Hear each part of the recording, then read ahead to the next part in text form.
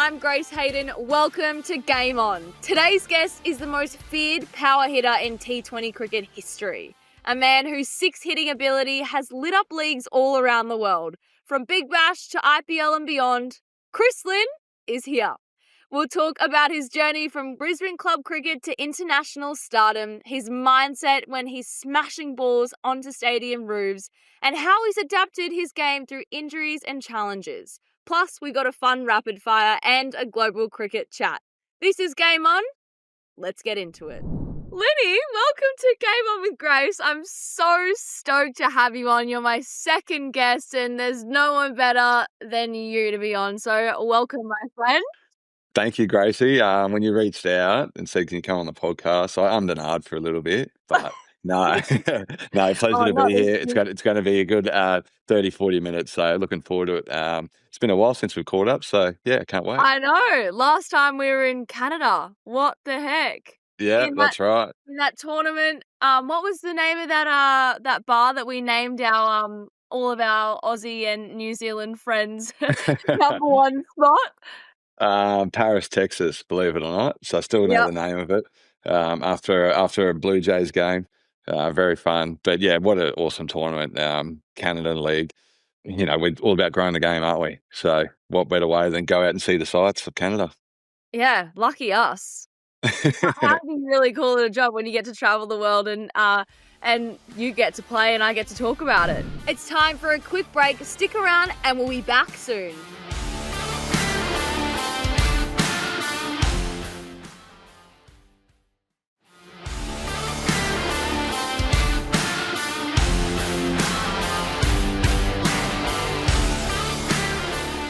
All right, so we want to start with the first segment, which is the Game On Icebreakers. Now, the concept is just to have a bit of fun, few short, sharp questions, and then we're kind of into it. Righto, first one. What's something that you're really weirdly competitive about? Obviously, cricket is a really competitive sport, and most of the players and everyone in sports are quite competitive, but what's something you've taken outside of the game into normal life? Competitive. It might sound a bit quirky, but just like spelling. When someone messages you with the wrong spelling, I've always got to correct them or be like not competitive, but just correct them. Be like the grammar police. I wasn't exactly an A-grade student, but when someone, it just got that ick if someone spells it wrong or you're a grammar guy. Something like that. Yeah, or someone's been a bit of a smart ass. Doing it too. It's just a little sort of punch back. Yeah. That's so good. I love it. So niche, but so you. I love. Yeah, I had to. And as I said, for not a bright student, who would have thought spelling? Got to be one thing. All right, next one. What would be your walkout song every time before an innings? Well, it's currently Timmy Trumpet. So when I was playing for Adelaide, we had a guy standing on the roof playing the trumpet. I can't remember the name of the song, but I'm sure I can flick it across to you and you can edit it and do whatever you like with the song. It used to be Fisher losing it. That's what I thought you were going to say. That, but yeah. When I was at Brisbane, but I just needed a change of heart, change of team, change of song. Fair enough. Yeah. All right. Who has been the best sledger you've come across? Oh, best sledger. I mean, nowadays there isn't that much sledging going on because obviously you got Stump Mike, Stump Cam, so you got to be quite careful. Matthew Wade would be up there because he's quite smart, quite witty, and the other one's probably Bobby Quiney. I mean, when I made my Shield debut, you turn around, you've got Aaron Finch, Matty Wade, Cam White, Dave Hussey, all the big boys. And you've got Bobby Quiney, who's just a little chihuahua in your ear at short leg under the helmet. So he was probably quite the funniest because, when you don't take yourself that seriously, I think they're the most sarcastic people are the funniest. Has there ever been a moment where you've just started cracking up laughing, turned behind and gone, what did you just say to me? Yeah, all the time. And it's probably when guys are just so out there. And, cricketers, we're a different breed, right? And you know all about that. And it's just when people just go, they're just on another chapter. So for me, it's those guys. It's not necessarily the guys that try and be too funny. It's just the guys that are out there that actually don't care. They just say their mind, or they're off to the fairies. We spend a lot of time out in the field, and that sun can get to you. So some of the stuff that comes out of our laughing gear is quite outrageous. It's delusional. Yeah, that's right. Yeah, the boys are dehydrated. Righto, last one. You're obviously in and out of different countries all around the world, constantly traveling, but you would definitely have a favourite on-tour story. Give it to us. Oh, come on. You can't hit me with that straight up. What do you mean? Favourite on... I suppose anytime you win a tournament is pretty special, and I've been pretty lucky. I've won the IPL twice, won PSL, I've won the CPL, so they're all great moments. But I suppose anytime you celebrate a birthday in India is quite cool. Obviously with the cake over the face, and believe it or not, during my 10 years of IPL, that my birthday crossed over those IPLs. So I had 10 years of getting cake faced, but I suppose there's a lot of stories that the media can't get access to. No. And I'm not going to give you the access to. Stays on tour. Yeah, that's right. Absolutely. And it's not that you're doing anything wrong or that, but it's just that's all part of being on tour. And I suppose that's why guys want to keep playing the game. Obviously, we love the game of cricket, but you just cherish those memories away from the game, your mateship, your new friendships that you create. And also, I get to hang out with the world's best players in the world. You know what I mean? Like, it's pretty special. As a 20-year-old kid playing for the Deccan Chargers, you've got Kumar Sangakkara, Dale Steyn, these guys, and I'm just blown away. So to be able to call those guys mates now is pretty special. Yeah, and to do it so young too. What an unreal Yeah, memory. that's right. And you're like oblivious to everything back then as well. You're just like, you're trying to be a sponge and you soak it all up. But yeah, you look back and you go, wow, how cool are those moments. We're just going to take a short break, but we'll be back very soon with more Chris Lynn action.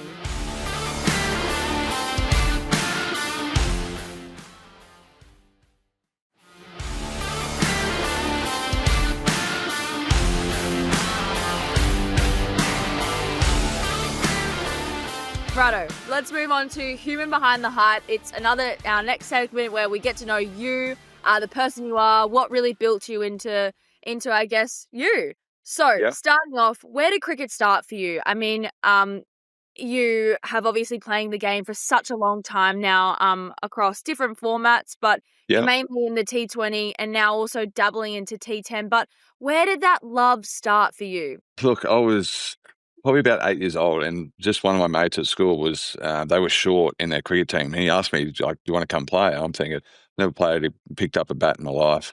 Thought, why not? And believe it or not, I actually, like, in under eights, hitting 3 sixes in under eights was like unheard of. And in the same game, I got a hat trick as well. so I was like, how easy is this game? Right, so it's not even your sport, and you've just come in and absolutely dominated range 8. Oh, right. Yeah, so there's a bit of a flex, and then you go through the system, and being competitive, you just want to play with your mates. And I suppose people ask what sort of made the difference to the next level, and I think it's just playing in the backyard with your mates, to be honest, because you just want to better them. And I generally hung out with the footy boys, so they're much bigger and stronger, and to have that edge over them when you could whack it back over their head was something I could do as a smaller character. And you go through the ranks. And I was lucky enough to play as Queensland schoolboys, and then played in the Queensland representative stuff. And at that time, you want to wear the baggy green. That's the goal, no doubt. Unfortunately, I played T20s and one days for Australia, but unfortunately haven't cracked the baggy green. But that's okay as well. So I went down the T20 pathway, and the franchise world has given me an opportunity that I didn't think I could ever get. So for me, it was something that I'm really proud of. I haven't looked back on that decision not to play long format, and that was about 7-8 years ago as well. So that's one thing I am proud of, because everyone thinks, you chase the money and you get to travel world and pay T20, but reality is they're only 1 year contracts essentially. So if you don't perform in that tournament, you're basically you're not thrown out to the wolves, but you're running the risk of not getting picked up or retained for the next year. So the onus is on myself there, and having moved from Brisbane to Adelaide, I actually don't have a team to train with in Queensland. So I've got to do a lot of training by myself, and by no means am I crying poor. It's pretty cool up here on the Sunshine Coast, but when you don't have a team, you probably do put other priorities first rather than you focus on cricket. So yeah, here we are, T20, T10. Still love the game. Had battled a number of injuries, so to get over that is challenging. But we're boxers, we're entertainers. You get up and throw the next punch. Totally. Yeah, I mean, it would be super difficult having to, be that sole trader, I guess, and navigate through, because it's not just all of the Australia stuff, it's the international gigs that you get as well. So, Yeah, absolutely. stay consistent. And how do you cope with traveling all the time? Like, have you got coping mechanisms that you've picked up along the way? You've obviously been doing this a long time now, but I don't know, to stay just mentally checked in, especially when you're not performing. Yeah, I suppose I learned valuable lessons throughout COVID. I did 4 months hard quarantine over the 2.5 years that COVID was around. So obviously in 2-week blocks at a time. So that wasn't an easy feat by any means, but I invested in a sports psych then, and that's the best thing I've ever done. When you invest in yourself, there's no price on that. And ever since COVID's gone away, traveling's been so much easier. Because when you build that resilience in 4 walls in your hotel room that you can't leave, now it's a breeze. So I personally struggled through that little period because it was, being a sociable person, getting out and about, if you couldn't do that. So yeah, it wasn't an easy 2.5 years, but again, still lucky enough to play cricket. There's a lot of people out there that couldn't go to work. So very fortunate we could still travel, still play the game we love. And I suppose you just take a step back as well, realise for what it is. As I said, it's a game of cricket. It's not the end of the world, right? So realising a bit of perspective, bit of gratitude, all those things add up. And yeah, travelling now, it's a breeze. And especially now, the tournaments that I play aren't 3 to 4 months long. They're maybe 6 weeks at best. So it's a breeze.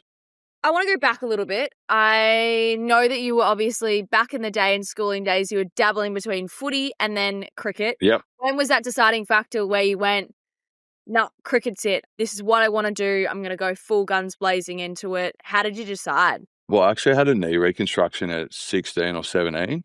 And then when I come back from that, I was sick of tackling blokes that weigh 140. And I'd rather face blokes that bowl 140.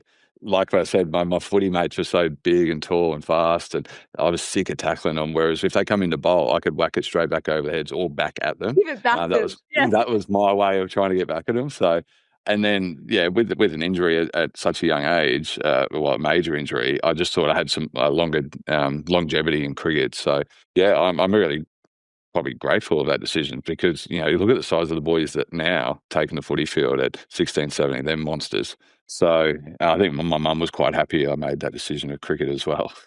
Yeah. What age was that reconstruction? That would have been pretty. Yeah, I was 16, I think I was. Yeah, wow. So I was in the Broncos squad at 16, and then had that Broncos development junior stuff, obviously, and then had that injury. And yeah, that was basically curtains on that. But you know what? I don't look back and go, coulda, shoulda, woulda. I'm quite happy with my decision. And you know what? It probably wasn't even a decision at the end of the day. I was probably always falling towards cricket. So, but Brisbane, we love our rugby league. I went to a rugby union school, so you're always around the boys. And I think that's the best part about Australian sport as well, is that we always rally around each other. And you know what? Like, number one sport over the summer is cricket. So all the boys get around cricket, love their support. The feeling's definitely mutual.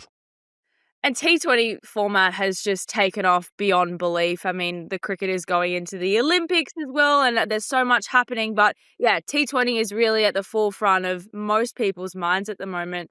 When did you and how did you really decide, like, okay, I'm going to really focus on T20 format. This is going to be my niche and I'm going to take it on? Yeah, I guess a bit of a recurring theme, but I had two shoulder reconstructions on my left side, and I am left-hand dominant when throwing. So I taught myself to throw right hand for about 18 months. And then when I was playing for Australia, I tucked this shoulder in and dived with my other arm and then put my right shoulder out. So I was basically back to square one. And I think, the worst feeling in the world is being able to play day one or day two of a Sheffield Shield game. And then if you have a heavy impact on that game, not being able to lift your arm on day 3 and 4, that's when you let your teammates down. So that was a big factor for me. And not only that, we lost the toss every Shield game, and I fielded for every day of the summer. So 96 overs in the field each day wasn't too exciting. Whereas T20, you could go out there, you could play 3 games a week. I get three bats a week, field for 20 overs at a time. The crowds are rocking, the music's pumping. Yes, we are cricketers at the end of the day, but we are entertainers. So I really like that vibe. And, there's no better feeling when you hit one over the ropes and the crowd goes nuts. Those injuries, I want to talk about them, coming back from them. Obviously, you spoke about being, a bit of a sole trader when it comes to T20 format. But yeah, how do you mentally come back from that? I mean, there's obviously so much time out of the game, watching on. Having good people around you, I guess, would be a key factor. But for you, how did you come back? Bigger, better, stronger? Who was this? I guess the first thing is you're never the victim. Like I said, we get to play a game of sport. So injuries are a part of that. And I think the biggest thing is when you have a shoulder recon, I always ask myself, it's not what I can't do, it's what I can do. So can I go be a good team man and help out, in the nets, or help them out with some batting stuff? Or I could work on my, my legs, my leg strength, or my running, or if I've torn a hamstring, work on your upper body stuff. So always that half glass full type attitude. So when you have your first major setback, I suppose the second and third one, they are tough, and the downside is obviously you got to do rehab. That's the biggest mental challenge for a lot of athletes, is that, TheraBand work or rehab running, whatever it may be. That's probably the hardest part. But I always just said it's not what you can't do, it's what you can do. So always looking for the next opportunity to get back out there. I suppose when you get the feeling of hitting a six in front of 60,000 people, you want to relive that feeling again. You can't beat that. So that's that driving factor to get back out in the park sooner rather than later. And I suppose that's why, I probably should have played, I missed maybe 3 half seasons, playing for Queensland. So I should have played a lot more cricket. And that's why I still love the game so much now and want to keep playing for as long as I can, because I feel like I missed out a lot, 10 years ago. It's time for a quick break. Stick around and we'll be back soon.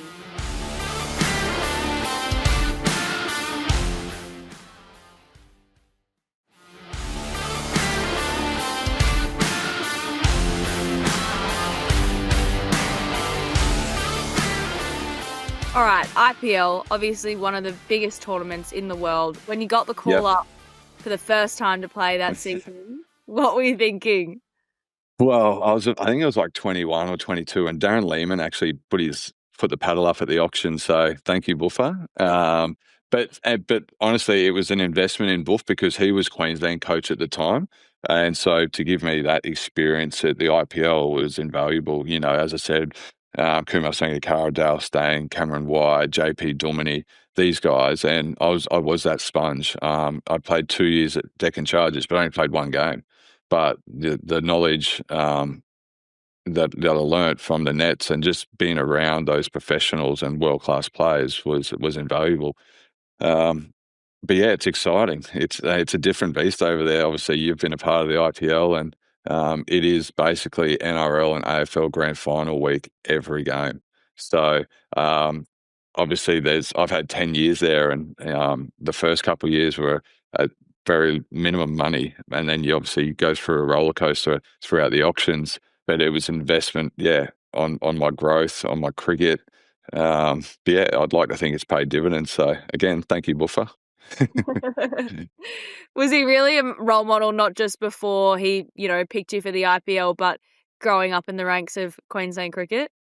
Yeah, absolutely. I actually met Buff. It was his first training session for Queensland, and we were at Albion Macca's, which is just around the corner from I know that. Allan Border Oval, and it was Monday morning. I think we both had a session on the Sunday night, so we were a little bit slow, and sort of walked in there. I was like, "Hey, coach," and he's like, "Hey, number four," because that's the position. Yeah, we're like, "Oh shit, this is not meant to happen." That was our first interaction with each other. Yeah. And ever since then, we just kicked off. But more importantly, he cares about your life away from the game of cricket, because he's always said if life is good away from the game, on the field will take care of itself. So I don't believe Buff ever taught me how to hit a cover drive, but he taught me my cricket IQ, my cricket awareness, and how to be a sportsman, and a dad, and a good person. Yeah, talking about you being a dad, your beautiful daughter, Lily, when she came into the world, how did that change life for you? Yeah, well, um, it was weird. It's hard to explain, but it's obviously for the better. There's no doubt about that. And she just turned 3, so those years are gone so quick. Obviously, she's a bit stubborn. She's got a bit of attitude, so I don't know where she's got that I from. was gonna say, where did she inherit that one from? Yeah, but I suppose a big thing for me is, being a professional cricketer for the last 16 years, you've always put yourself first. And I actually struggle with putting, your family first. You might come home and do it for 24 hours, 48 hours, but to do it every day is something that I do struggle with. So I've got to give credit to my partner, Carly, because she just does it day in, day out. So that's something that I'm still working on and hoping to get better at it. I need to get a lot better at it, but to a detriment to my cricket, absolutely not, because you wouldn't change it for the world. Yeah, I mean, and to have that support network with your partner is so important. She understands that you've got a job to do, and working in with each other. It's definitely something that I've witnessed that my mum did for Yeah. my dad. Um, because at the end of the day, it's not like it's a low pressure gig that you've got. Yeah, that's right. That's right. I mean, we're talking about the IPL. Obviously, sometimes the dollars are great. I mean, well, the dollars are great, but you know what? It's a cutthroat industry, and if you don't perform, I don't recommend reading your social media. um, Yeah, it's but horrific. but that's the nature of the beast, and you know what? It's all character building. You're building resilience. As long as you don't get, as I said, it's a game of cricket. People think it's the world's going to end if you get a duck or if your team loses. You know what? It's just a game. And ever since and probably since Phil Hughes passed away, it was a big turning point in my career, or just my shift in mindset, identifying that, you know what, it's okay to get a duck. It's okay to drop a catch. It's a game we play. You're going to have good days, you're going to have bad days, and that's acceptable. You think that was the moment that you really went, No, this life is special, and there's no point in reading into all of the white noise around you? Yeah, that's right. And, Justin Langer talks about white noise all the time. And if you can park that to the side, it's unbelievable how much better you perform, but how much you care less from all the white noise. And it's not that you don't care about your performances. Everyone wants to do well. It's not like you're not trying, but you're just having such a better life doing it. And I think we talk about baseball, and look, it's entertaining, but I can just see the shift in their character and their personalities, because even if they lose a test match, they're still smiling, and it's actually awesome to see. I know we harp on about the moral victories that England have, but I don't see the difference between their good days and bad days. I can hardly tell, which is cool to see. There's nothing worse than a team of front runners, and if they lose, they're sour losers. So that's one thing that I've taken away from this baseball era as such. I want to talk a bit about Big Bash. Obviously, you've had such a long career from the get-go. You were Brisbane Heat to start with, and Yep. now you've moved to Adelaide. But I want to talk about you seeing it from conception to now, how much it's grown as a league. What have been your highlights? Again, obviously winning it in year 2, playing with your old boy. It's actually Oh, quite is funny. that? I What the know, I heck? know. I was playing with your Actually, dad and go what was on. he like to play with? I'm actually very intrigued. Well, because it was there was the Matthew Hayden brand, obviously, and the Big Bash we didn't know what was going on in the first year. We were just out there, a bit of hit and giggle. But I remember batting with Haydos and he had these glasses, the Meta glasses now. They're a bit Yeah. more trendier. Whereas back in the day, these were big the Coke bottle things with the cameras on. And he was trying to bat and he was trying to talk to me at the same time. The glasses are facing one way, so he was trying to get the footage and it just come out so bad. But it was so funny at the same time. It's like, what world are we living in? Yeah. Whereas now that's normal, right? So, look, we had so much fun in the first year. I don't think we did that well. In year number 2, we won the tournament. So pretty special. But just seeing the game evolve, seeing the crowds come through the gates, the viewership on TV, um, household names coming from domestic cricket, not just Australian players. And yeah, you're riding a wave of the Big Bash. You're hearing feedback from the crowd. Is it too long? Is the season too many games?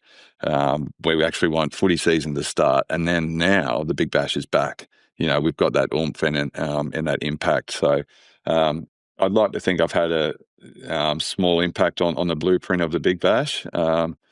Yeah, it's a great time of year, right? It's Christmas time, school holidays. What better way to see the ball flying out of the park at the Gabba, Adelaide Oval, wherever you may be. I think the Melbourne Derby got 90,000 one year. Yeah. That's insane, Insane. right? Yeah. Our halftime shows, like we're catching up to America with our off-field stuff. We had Rocket Man flying around the Gabba with a jetpack. We had a hovercraft. We've got the Nitro Circus down in Melbourne. We've got, Katy Perry's playing at games, things like that. Like, it's just absolutely nuts. So, um, we're very lucky cricket's the number one sport in summer because basically all the eyeballs are on you. And again, if you're hitting a six, it's the best feeling in the world because you've got these eyeballs on you and that's what you're out there to do. Totally. How would you compare Big Bash to an IPL? Well, if you're fielding on the boundary and you're getting abused, the only difference would be that the Indians haven't drank 44x golds in the No, crowd. they're just absolutely so passionate about it. They're Yeah, they not absolutely kidding at love it. all. No, no drinking. It is hard to compare because it is a different beast, and obviously India don't have the wide range of sports that we have in Australia. Um, but nonetheless, it's an awesome opportunity, and the IPL is a different beast altogether. So it's hard to put into words or comparison that to the Big Bash. I know the Big Bash are looking to potentially go privatisation soon, which will show a lot of IPL teams will show a lot of interest in Big Bash sides. So that could just be a whole nother level for the Big Bash moving forward. All right. Obviously, we've got a lot of US listeners because Willow is our, we're working together, and Yep. I want to hear your pitch to maybe a listener that isn't a cricket fan, but you've got to get them on board. Bring them on the bandwagon. Gracie, it's really, really simple. Like, how many home runs are there in a baseball game? So fair. So So fair. is there maybe 2 to 3? I If know that, there's what there was we the go. Blue Jays game that we went and watched? There's Exactly. barely I, any. I I think there was 2 the whole Foul balls game. every ball. That's right. So, what do the crowd want to see? They want to see the balls flying into the crowd, over their heads. They want to take classic catches in the crowds. How many sixes happen in a game of cricket? There'll be 10 each innings, right, per team. So 20 times. Yeah. So there's enough said. 100%. I mean, I was working on a game the other day, 32 sixes in a game. So it's There just, you there's go. always action going on. Yeah, No matter yeah, who's playing, there's always a ball that just hits it into the sky or at yeah. least to Not a boundary. not only that, we catch the ball with our gloves. So Exactly. we're Textures built out built here. tougher. Yeah, you're not here to muck around. No, absolutely not. But we're growing, and look, I'd love cricket to take off in the US. It is the second biggest sport in the world by numbers. So, LA 28, here we come. And how exciting with MLC as well, too. 100%. And I said the Canadian League, wherever there's Indians, there's generally cricket. So we want this to be contagious around the US and Canada because I think there's so much growth there and so much opportunity for young kids to express themselves in a game that is foreign to them. It's now time for a quick break, but we'll be back to wrap up the show very soon.